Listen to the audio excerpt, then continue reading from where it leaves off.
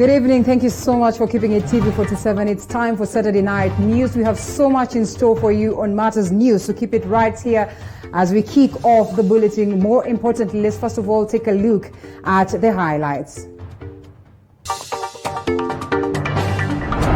The death toll from COVID-19 hits 100 as 152 more people test positive for the virus. A police chopper crashes in Meru en route to a peacekeeping mission in Marsabit. Survivors are lifted to Nairobi. Over 50,000 people left homeless as 12 villages are submerged by floodwaters in Tana Delta. And today, the world marks Albinism Awareness Day. We will highlight some of the specific challenges people living with albinism are facing during this pandemic period.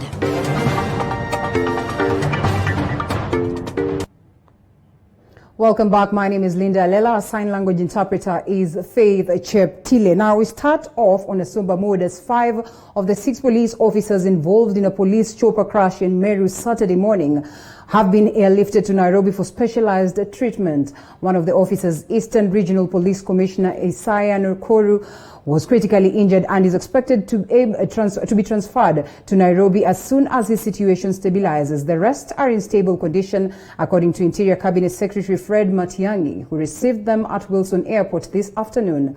The officers were part of an emissary headed to violence-torn Marsabit County to quell security tensions. David Muthoka reports. Early Saturday morning, and residents of Kaithe Kithoka area, Meru County, woke up to the wreckage of a police chopper that had crash-landed in one of the farms. The passengers, 6 top police bosses drawn from the Eastern Region Security Committee, were en route to a peacekeeping mission in Marsabit County.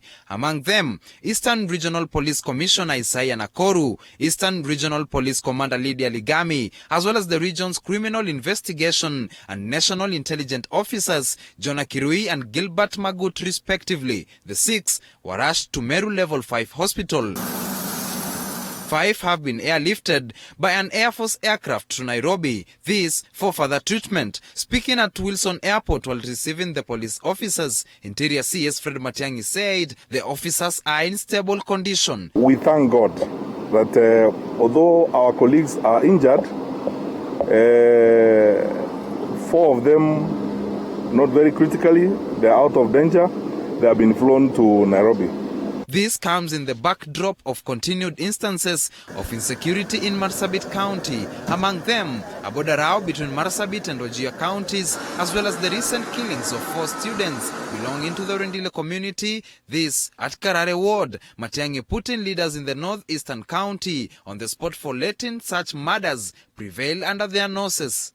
Our leaders, especially from that part of the country, we cannot continue this way. This is it. We cannot go on this way.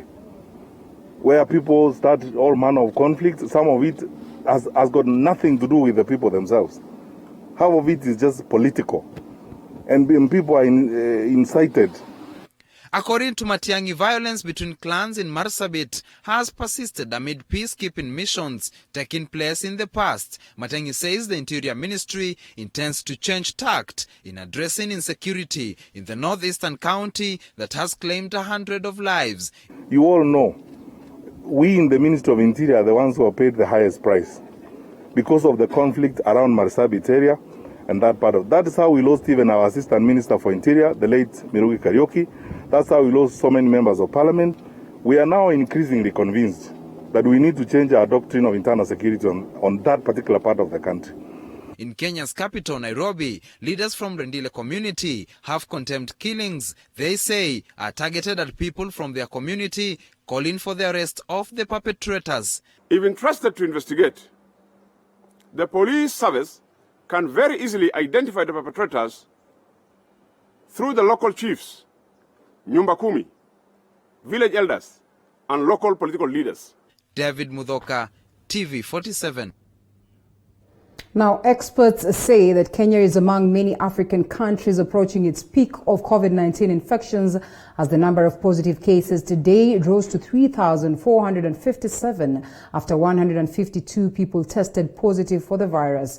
Community infections account to up to 89% of the cumulative cases as the government warns Kenyans on observing COVID-19 containment measures in order to evade the approaching surge that could cripple the health sector in the country.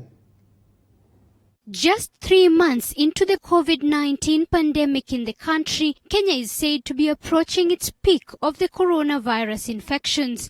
According to the Health CAS, Dr. Rashid Aman, the rising numbers are an indication of what's to come as he warns Kenyans on following the COVID-19 containment measures as a way of evading the approaching surge. As the virus continues to spread in our country, our appeal to our people remains that to curtail the spread of the virus, we must adopt a higher level of individual responsibility. Aman also says the infections in the country are majorly locally contracted as community infections account for 89% of all the cases. On Saturday, 152 people who tested positive for the coronavirus are all Kenyans. 3,106 out of the 3,457 confirmed cases are local transmissions. This means that local transmissions from this cumulative number account for 89% of the cases. Nairobi, Mombasa and Busia counties are leading in the number of COVID-19 cases. Remaining 9 counties do not have a single positive case of COVID-19, but CAS Aman says they are expected to record one in the near future. Nairobi leads with 1,546, accounting for 44.7% of the total number of confirmed cases. Mombasa follows with 1,020, approximately 30% of the total cases. And we are now seeing Busia move on up to third place with 308 cases, or approximately 9% of the total cases. We have other counties that follow, Kajiado at about 3% of the cases. And we're also seeing increasingly more and more of our counties joining the ranks of those counties with confirmed cases. On matters truck drivers, the government has continued to appeal to truck drivers to follow the set guidelines in accessing the border posts in order to reduce the ongoing congestions being witnessed there. We want to appeal to drivers and their employers and those loading cargoes onto the trucks that these drivers are driving, that these trucks should not hit the road until the driver and the crew of those trucks are in possession of COVID-19 free certificates. And on the current spread of coronavirus infections in the country, Nairobi accounts for 70 cases out of this 152. Mombasa, 41 cases, Busia, 16, Kiambu, 9, Kajiado, 4, Machakos and Migori, 3 cases each, Kisumu, 2, while Taita Taveta, Narok, Nakuru and Uasin Gishu have 1 case each. We're happy to report that we have also discharged 57 patients from various hospitals, bringing the total number of recoveries to 1,221. 4 more people have succumbed to the virus, bringing the total death toll to 100. For TV47, I'm Zainab Mohammed. The government has set aside 3.5 billion shillings for a village cluster program to aid thousands of people who have been left homeless due to perennial floods in the Tana Delta region. According to Devolution CS Eugene Wamalwa, the area requires a long-term solution rather than the yearly relief aid provided to mitigate the effects of floods. The humanitarian crisis in the Tana Delta region has become dire as 54,000 people have been left homeless after 12 villages got submerged. Tana River Governor Dadhu Godhana has reiterated on the importance of a lasting solution. Wakati tulianza ule mpango wetu kule tunaita Village Cluster Program, watu hawakuelewa. This time, nature imezungumuza vizuri, ikatuambia vizuri sana, ya kwamba badilisheni mtindo. In a visit to the area to assess the situation, Devolution Cabinet Secretary Eugene Wamalwa responded by saying that the government seeks to find a long-term solution to the flood-prone area. Hatutaki kila mwaka tuwe tunakuja hapa Chalaluma na chakula cha msaada.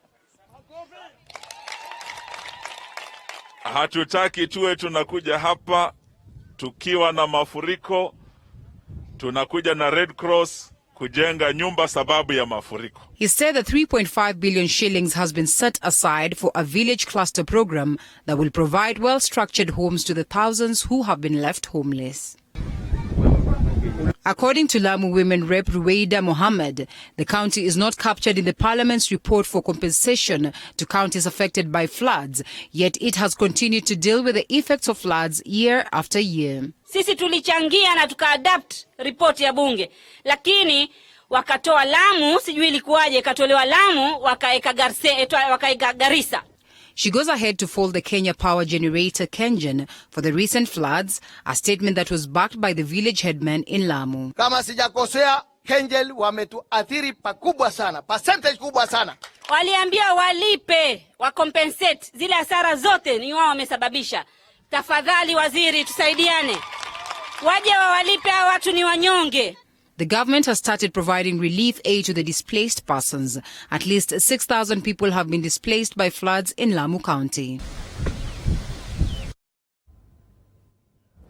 And as the world marks Albinism Awareness Day, there is little to write home about for people living with albinism. Since the onset of coronavirus, stigmatization meted on albinos has increased greatly as they are now associated with the deadly virus. And as Eli Logova reports, the Albinism Society of Kenya now wants legal action taken against individuals and institutions decimating people living with albinism. With this year's theme, Born to Shine, people living with albinism have nothing to show since the coronavirus pandemic has dimmed their flare. The society is yet to accept albinism, and COVID-19 has made it worse. People living with albinism are now being regarded as the ones spreading the virus. They are being accused of being corona themselves. And this is very, very, very, very dehumanizing. We have received people calling us, feeling very dejected. Matatu crew, the Manambas, trying to stigmatize people with albinism by calling them corona. And we are calling upon government to take action seriously on those people who are stigmatizing persons with albinism. The Albinism Society of Kenya is now calling upon the government to consider listing their members who are struggling to survive in this pandemic among the beneficiaries of the welfare package. Ask, therefore, calls upon the government to ensure that all persons with albinism that are vulnerable are covered under the COVID-19 cash transfer program. Very few are currently covered. With stigmatization and victimization from the society always around them, the Albinism Society of Kenya is urging people to accept that there are people with this disorder and need to be treated like normal human beings, especially in this era when the world is battling coronavirus. If only we are given an opportunity, both in the public and the private sector, we can do wonders. We have the ability. All what we need is it's opportunities, because most of the time we are not given the opportunity. At times we apply and we are not given the opportunity. The observance of International Albinism Awareness Day is aimed at encouraging people to promote and celebrate the cause of people with albinism. And to them, God's work is perfectly perfect and completely complete. Eli Logova, TV47, Nairobi.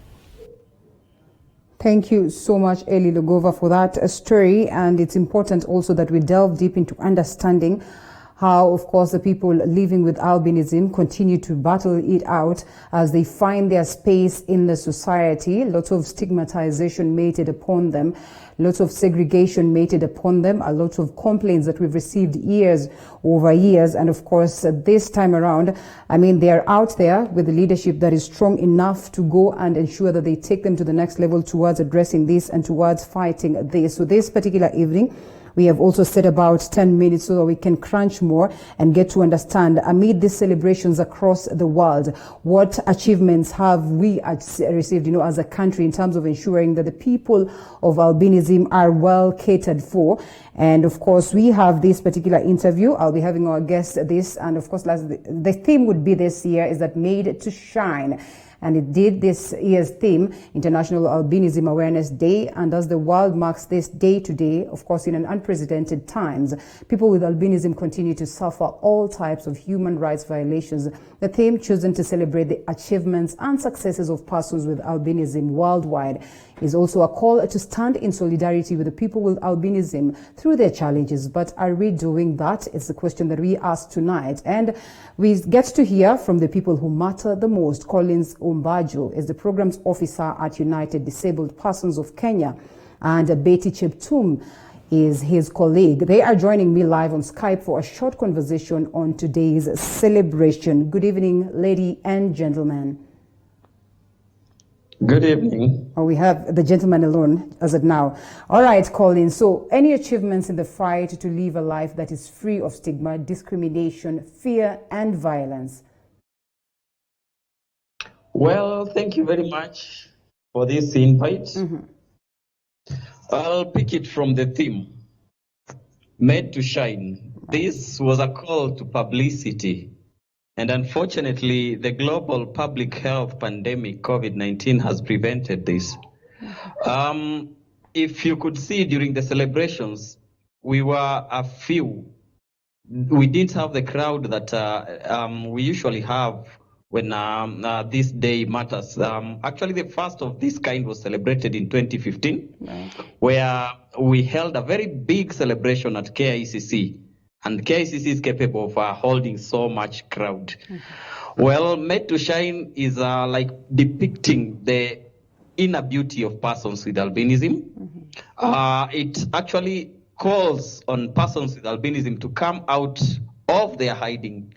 You see, albinism has always been associated with stigmatization. Many people with albinism live in fear, and this relents them to living in despair, as a life that one wants to be alone. Mm-hmm. In the society, no one can be alone. So it was a call for persons with albinism to come out and shine. We are sorry this couldn't happen, but we tried our best and went virtual. And yes, called on the media to help spread this, because media at the moment has the power. Mm-hmm. So yes, it was our day. We are proud as Kenyans. Kenya rate it at the front line on fighting discrimination against persons with albinism. From the government, the parameters that are in place, we have a strong leadership politically. Mm-hmm. And this is the pride that persons with albinism in Kenya today celebrate. We have a fully fledged albinism program by the government that we are proud of, to protect not only our safety, but also our health. Persons with albinism die of cancer. Right. The deaths that persons with albinism go through, if recorded, can be a call for governments, not only in Kenya, mm-hmm, to act and give persons with albinism the best life they need. All right. Thank you. All right. Now, I gather that persons living with albinism are now being associated with COVID-19. Have you heard about these cases? And if yes, it must be pretty much devastating. Well, Albinism Society of Kenya is a network of persons with albinism in Kenya. Mm-hmm. At the moment, we have had cries from persons with albinism in our network that they are receiving social distancing and being associated of being carriers of the pandemic. Mm. Let me condemn this in the strongest terms possible. Discrimination starts at that level that you see it and actually support it. Initially, when persons with albinism were given names like this is money, we can sell him and pocket, guys in the streets used to laugh. But this is not a laughing matter. We believe the persons with albinism ever since that time. And now Corona has come. Corona is now being associated with persons with albinism. Well, we've received individuals' cries, but if we ignore it, then it can result to worse things. In this case, then what measures are being put towards addressing this? Well, we all understand that COVID-19 is a thing that has come rapidly. The government has no specific measure to avert this. But we at Albinism Society of Kenya, a civil society organization, we try to bring out the voices of those suffering.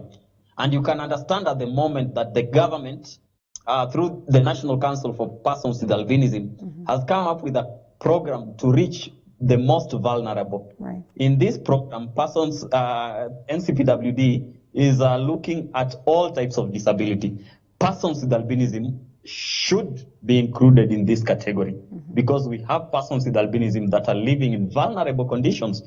Look at the sun, for example. It is the first killer of persons with albinism. This person has to go hustle in the sun and then come back, address the effects of the sun, which are sunburns. Yeah. And then at the same time, there's corona, and then it's being associated with corona. I mean, we've received enough discrimination. But what do you think? What do you think really caused this insensitivity? Well, lack of sensitization. Right. I started by saying that we've lived with persons with albinism for all these years. Why should it be that they went to where corona originated and brought it? Albinism is not in any case different from the normal body of a person. The only thing that is lacking is melanin, which is the protective coverage of the skin. Persons who don't have albinism will go through the sun. They'll feel the effect. But when they go to the shade, the effect of the sun will get lost. But persons with albinism themselves, when they go to the sun, feel the effect, they come out of the sun. If it is too much, they come out of the sun with sunburns. Right. When there are no sunscreen or wide-brimmed hats or long-sleeved clothes. Speaking of sunscreens, yes. Allow me to cut you short. Speaking of sunscreen, of course, there is fear of going to hospital as of now. I mean, how are you making sure that persons living with albinism access the sunscreens, or what is the procedure of them getting this? Well, the government has always been supplying sunscreen through major hospitals, major public hospitals.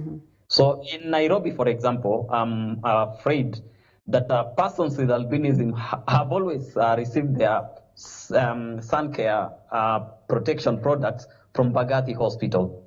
Apparently, you all understand that Bagathi Hospital has been set aside as an isolation center. Yeah. How can I, for example, go to Bagathi to receive the regular checkup, yet I have that fear that patients in Bagathi are isolated for corona? I might also be prevented. Maybe I'll be told that the office is closed or the center is closed because it's an isolation center for now.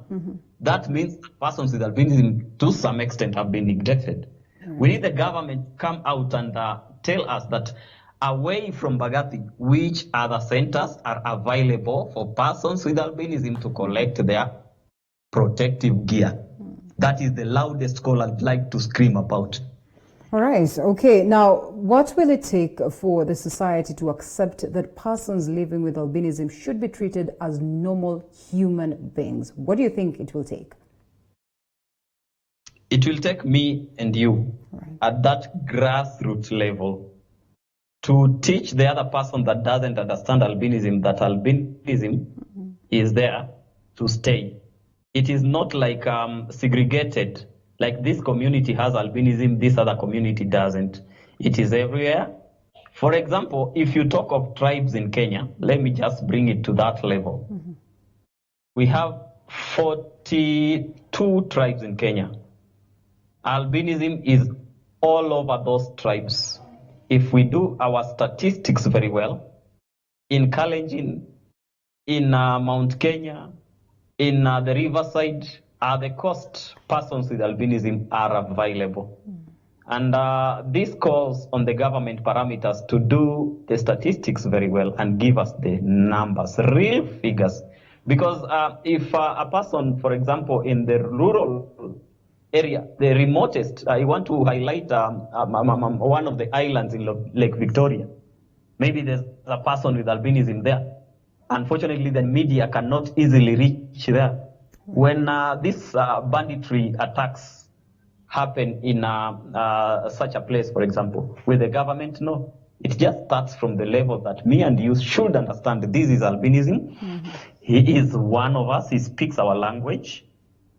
Let's protect him from dehumanization and let him shine. All right. Sure. That's amazing. And you have mentioned this. I think it's important that I also pose this question. That one key thing that, body parts of persons living with albinism have been sold for rituals at some point in time. I mean, what has been done towards ensuring that this is aped away and, we deal with this fear? You are Linda? Yes. Thank you. I remember your name. Yeah. This didn't happen at a point in time. We are not talking of history here. Yes, it's still happening? It's still happening. We are glad that in Kenya, this act has not been reported of late. But the last time we heard of it is not also history. 3 years from now is something that we need to keep in our mind that it can still happen. It happened in Zimbabwe the other day.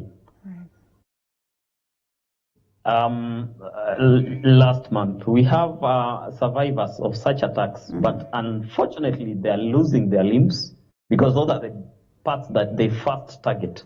One comes, hacks your limb and go with it.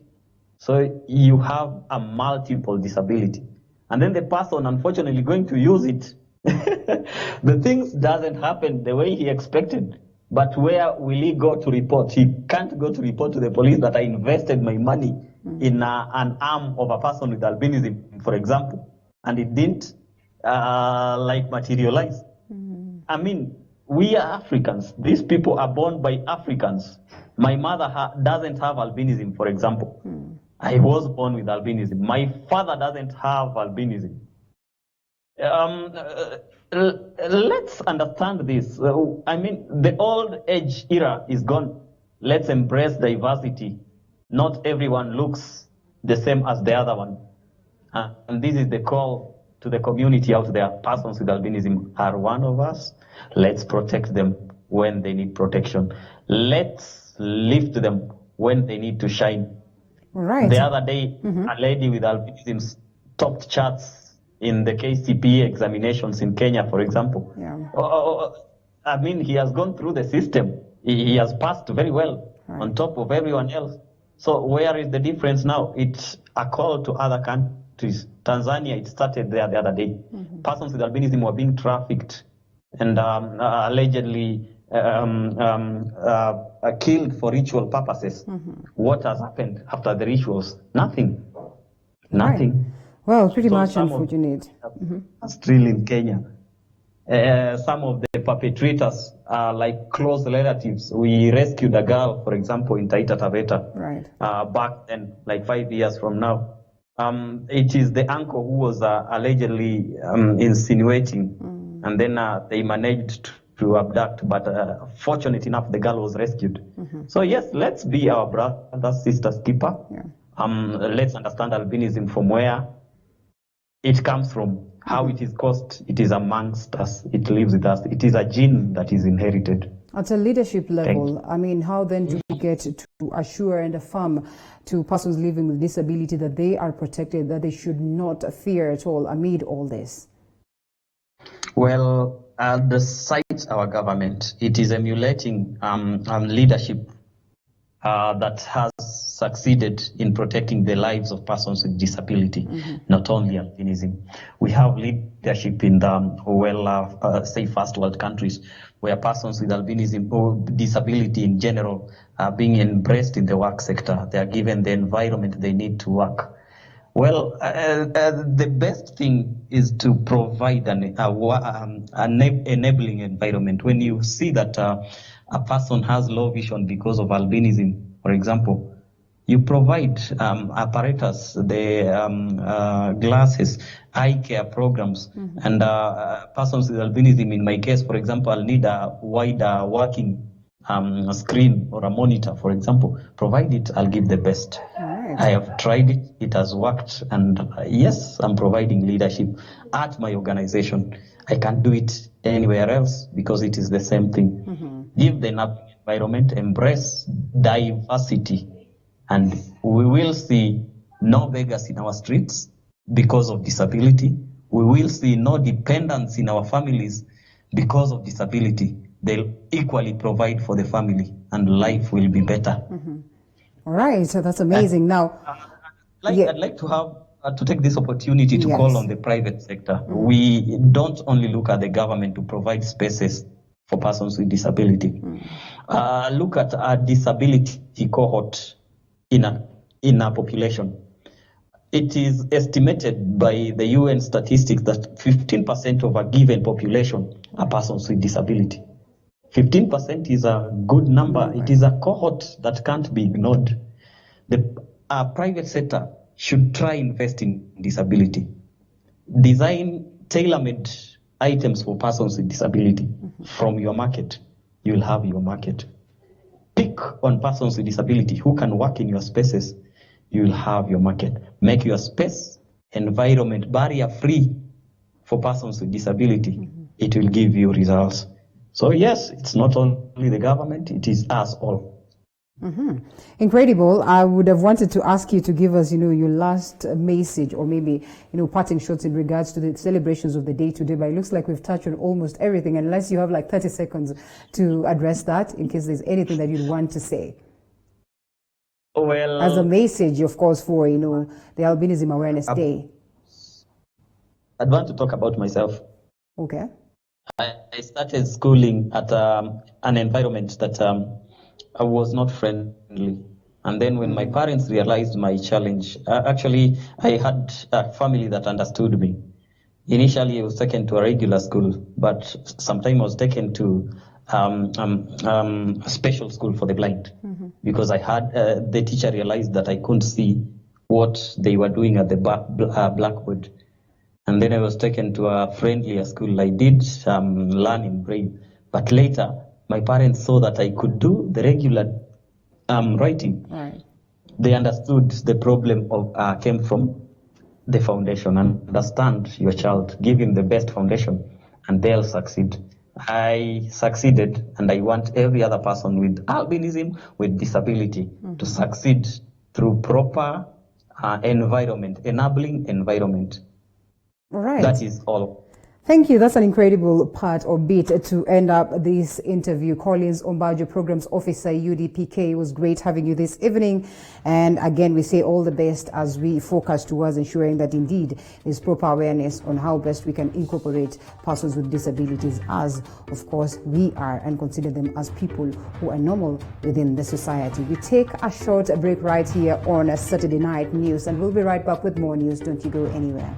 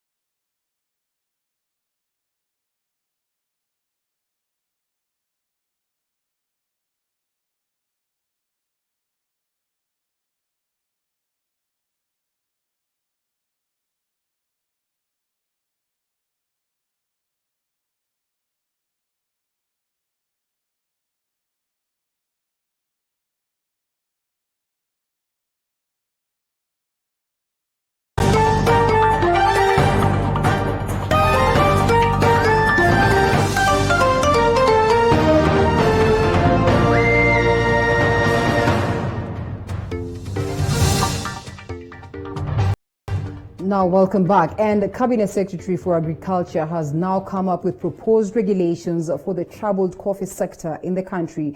The regulations are aimed to eradicate the middlemen who are said to be exploiting farmers. This move comes under the backdrop of reforms in the management of the country's agencies on the Ministry of Agriculture. Moige William reports. The dwindling fortunes of the coffee sector that have seen farmers run away from the once lucrative cash crop has been attributed to deliberate human errors that are designed to benefit a few individuals in the sector. During a coffee consultative meeting in Embu, Cabinet Secretary for Agriculture Peter Munya revealed that the new proposed regulations will work on commodity trading that will make coffee trading transparent. We have a working warehouse receipting system and a proper commodities exchange that is not clogged by vested interests, that brings in price discovery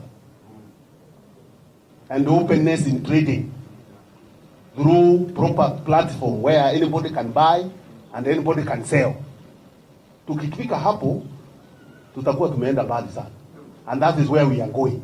The Cabinet Secretary, while addressing coffee farmers at Kavotere Coffee Mill in Runyenje's constituency, also noted that the reforms undergoing in the coffee sector will root out cartels in the sector. The regulations will also eliminate the exploitive middlemen. Munya also said farmers will be getting fertilizers from government agencies such as the National Cereals and Produce Board NCPB and Kenya National Trading Corporation KNTC. DC, our system with you imekaliwa na brokers. You wako huko. Sometimes you can't even notice them because you don't know them. They are behind the rules. Munya further said that the new Kenya Planters Cooperative Union has a new management which will oversee the administration of the corporation before it is eventually handed over to farmers. Sasa tumeichukua.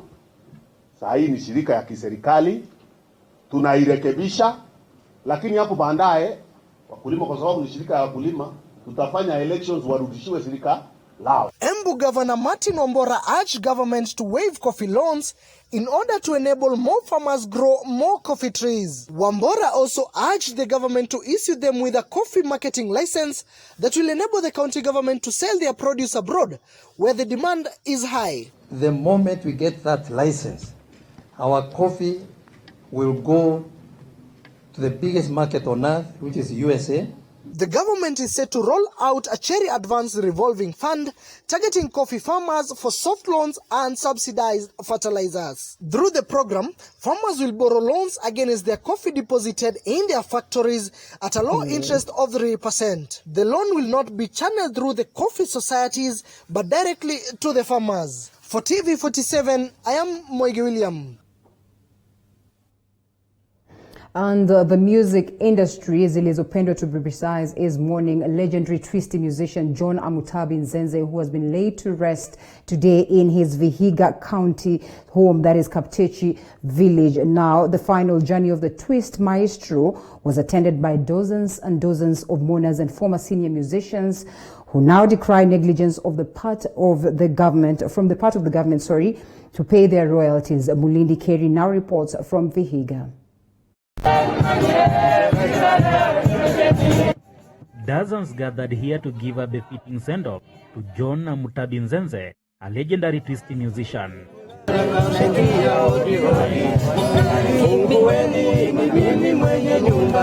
Grief and pain of losing a loved one. Family members eulogize Nzenze as a kind and loving parent whose generosity spread beyond family ties. Ni mtu alikuwa apendi kukosana na ni mtu pia alikuwa anapenda kukuadvise. Wakati wote ile anaona umeenda kinyume, anakuja na anakuambia ukweli hata kuficha. Na pia alikuwa mtu mwenye roho ya kusaidia. Hata ungepata saa zingine wakati ile tukikuwa wachanga, majirani zetu walikuwa hawana chochote. Hata afadhali apatie majirani zetu, lakini sisi tukosi hiyo chakula hiyo siku kama ni lunch ama ni, lakini bora ameona wale at least wamepata kitu. Also present at the burial is Peter Kwabe, another legendary musician who played with Nzenze. He decries being neglected by the government and have lost their dignity despite shaping the morals of the society in their heydays. Watu wa rika zetu katika hii kazi ya kusakata nyuzi wanakufa wakiwa watu bora sana, wengine upao hata nafasi kuwa katika mabunge zao. Na ukiwa katika bunge unazungumzia mambo ya muziki, ya kitetea wanamuziki. Hapa hakuna nafasi kama hii. Jinsi tunavyoona sasa, tumeenda naye huyu mzee, tumeenda naye mpaka Marekani kule ng'ambo, na naona ya kwamba iwapo tunapoenda ng'ambo wanatutunza vizuri, malipo yanakuwa mazuri, tunatoka kule tukiwa tumeheshimiwa. Hata unapata mabillboards yako yamejaa kwa barabara, wasichana 100 upande na 100 upande mwingine wanapokea za majina yetu na mapicha yetu. Born in 1940, John Nzenze picked cue from his father and joined his music protege Daudi Kabaka in performing and recording music. Their genre being dub twist music from the dance moves.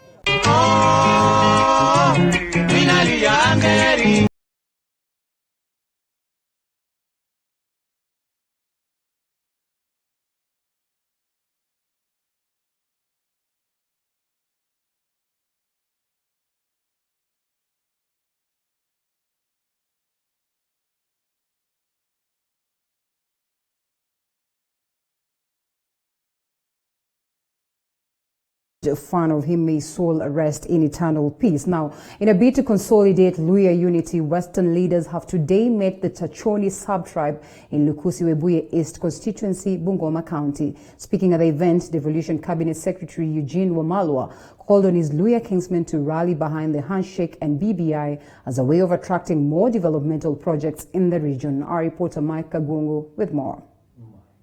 Ile kamati rais aliteua na waziri mkuu itakamilisha kazi yao na BBI itarudi kwenu, ambayo itawaonyesha vile sasa tunataka tuunganishe jamii za Kenya zote. Tunajua kulikuwa na punguza mzigo hapa kwa Wachachoni, hiyo ilileta shida kidogo, sababu ilikuwa inataka ipunguze constituencies.